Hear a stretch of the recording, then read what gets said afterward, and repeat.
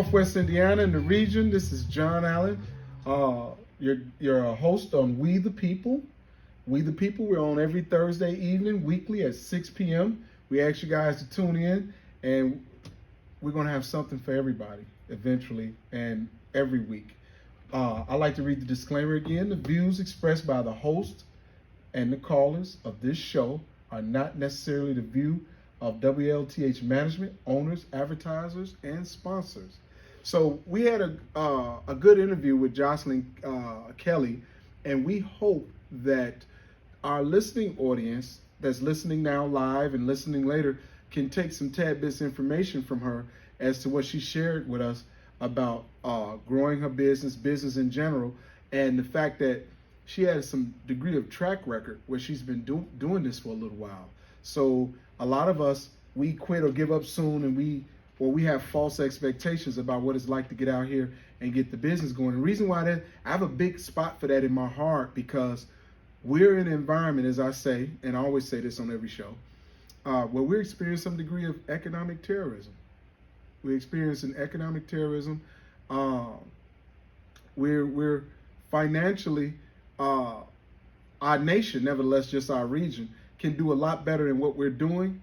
And the cornerstone of building back our economy, the cornerstone of building back our economy is not only just small business. Recently, we had a discussion, and our president had a discussion too, regarding the railroad strike. It was an attempted railroad strike, and it may still be a strike. They have a cooling off period for the voters in the union to vote to pass some of the things they agreed about.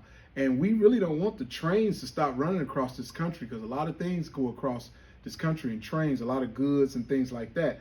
Also, we also have a truck driver shortage. You know, we're getting a lot of people driving trucks, and I'm seeing all kind of people. I'm seeing women drive trucks, semis. I'm seeing people getting in the trucking business and they're leasing trucks. And so our country depends on the cooperation of one another. And we can't be in an environment where we don't cooperate with each other about anything. We have our elected officials who are appointed to represent us not cooperating with each other more often than not. Sometimes they do, but more often than not. That affects how we get things done. In human history, not just American history, in human history, there has been no civilization without a degree of cooperation sustained. And there hasn't been anything worth having without a degree of cooperation sustained.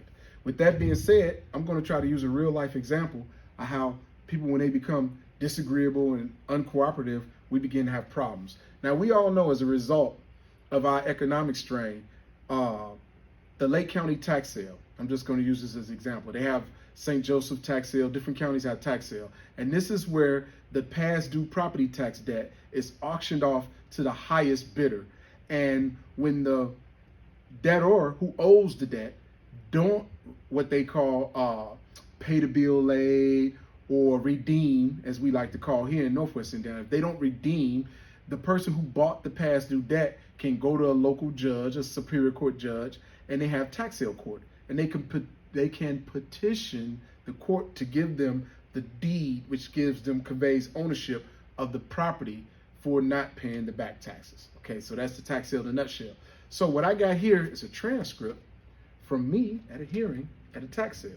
And the reason why I got a transcript here, I was recently, again, but this is previously a couple of years ago, I was denied registration to participate in the tax sale. And we probably have a whole show about this, not my denial and me, but how the tax sale worked. We probably have some horror stories about the tax sale. Then we probably have some positive stories about the tax sale. But the point is, as far as we the people is concerned, our public policy regarding the tax sale, we want to see two things. The properties that are worth saving, we'd like to see them back on the tax rolls. And we'd like to see the property used and function where it's generating revenue, or the use is valuable enough to a family or someone living in it where they keep the taxes paid. So we'd like to see that happen. The second thing we'd like to see happen is, over time, the number of properties we have on the tax sale, especially ones that's recycling, we'd like to see that number reduce.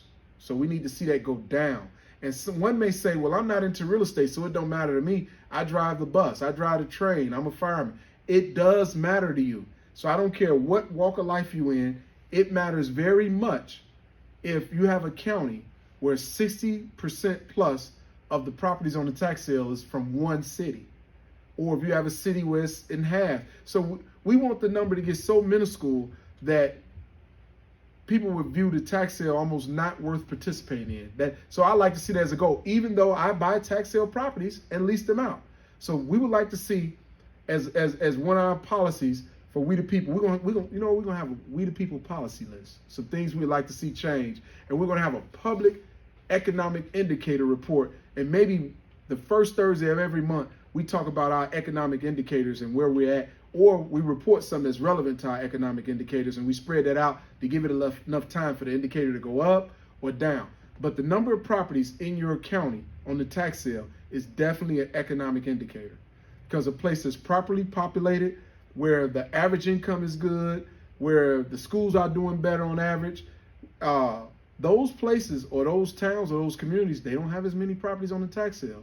And we want to see our foreclosure numbers low. So that's something we might want to use a FOIA for. We might want to ask the county court clerk, or we might want to ask some other appropriate party, what are our foreclosure numbers in our county?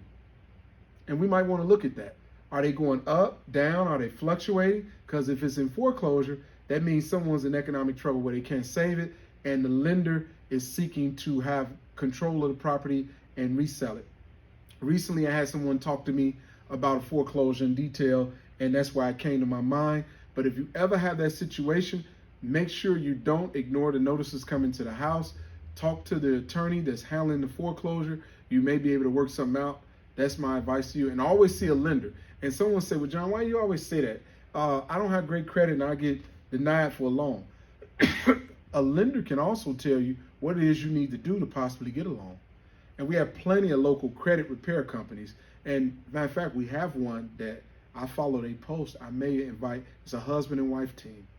I may invite them in to come on and talk about some things you can do to better your credit.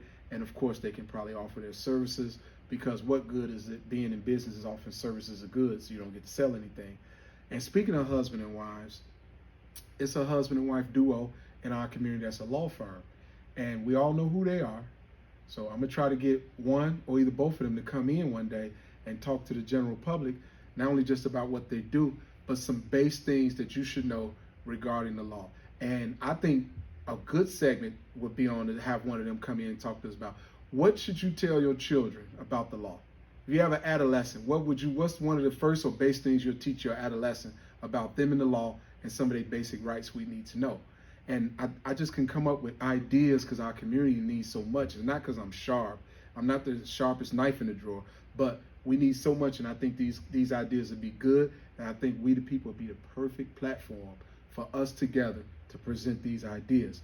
Okay, I'm looking to take another caller before we wrap up. We only got about 5 minutes left, if that.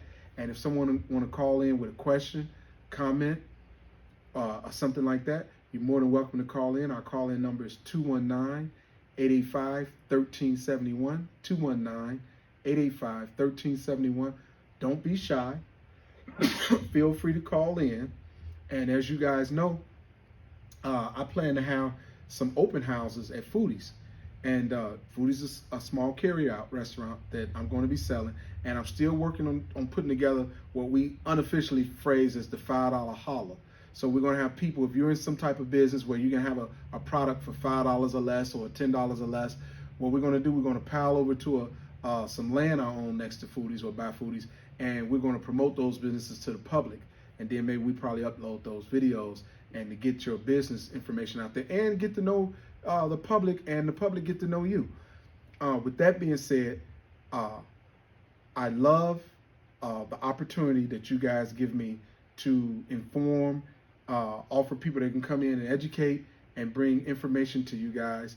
And I thank all my guests, past, the present guests that we had today, and the future guests who's going to come in to We the People and maybe not just have a good time with us, but actually leave here where we actually all learn something and benefit from it. Thank you, Miss Beth Woods, for your claps and comments for the show tonight. And we had a couple of people comment on. We had David Cowder of Cowder Electric come on. And if you have a business or something you want me to send a shout out, do a post on the Facebook page or do a comment on the Facebook page, and I make sure I mention you or say something to you. or at least say hi and acknowledge you. And I look forward also where me and Eric is talking, where we're trying to get together our syllabus and our checklist for the professional citizen program. We want to put together a professional citizen program, and I'm going to tell you guys right off the bat, we're going to have some great events in the professional citizen program, and I'm going to feed you guys, and we're going to have some fun, and we'll probably try to get some good people to come by. But we're not going to have a professional citizen program just so we can throw parties. Anybody that's going to be in our professional citizen program, you have to be a registered voter. We're not having a professional citizen program without registered voters. And you don't have to become a law professor, but you need to have the base information about the Bill of Rights. We need that. Okay? So this is your host, John Allen, with We the People. We enjoyed you tonight. We look forward to seeing you again on streaming media, whether it's YouTube, Facebook, Instagram, and we also look forward to you guys listening in to AM 1370, WLTH, the Reason Station, and the Reason Choice and Voice.